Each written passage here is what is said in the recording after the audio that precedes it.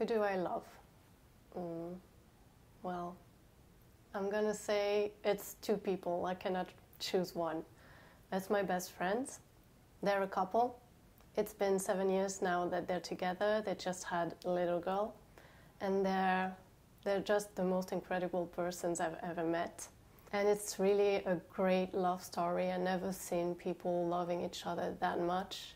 And you can see it's really true. They know everything about the other, and they still love each other every day.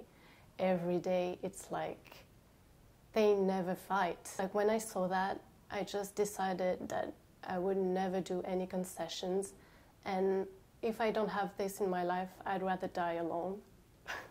That's funny to say that, but I really don't mind being alone because what I want is this or nothing.